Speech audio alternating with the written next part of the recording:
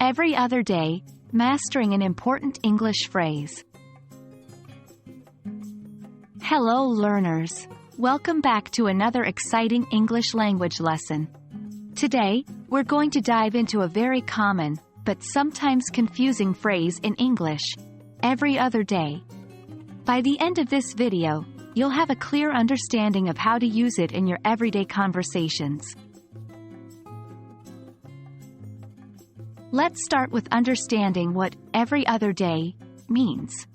Simply put, when we say every other day, we are referring to one day, then skipping the next, then another day, and so on. For instance, if today is Monday and you plan to do something every other day, you will do it on Monday, skip Tuesday, do it again on Wednesday, skip Thursday, and so on. Now, let's take a look at how to use every other day in sentences. Here are some examples. I go to the gym every other day to maintain my health. The baker makes fresh bread every other day. My English class meets every other day. As you can see, you can use this phrase to describe something that occurs regularly but not daily.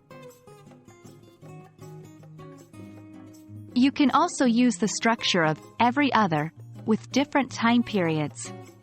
For instance, you can say every other week or every other month to denote something that occurs every 2 weeks or every 2 months, respectively.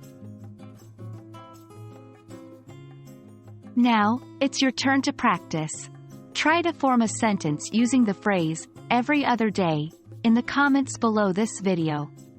Don't worry about making mistakes. Practice is key to mastering a new language. Thank you for joining us today. Remember, every other day refers to something happening with a gap of one day in between. It's a simple yet essential phrase that can enhance your English conversation skills.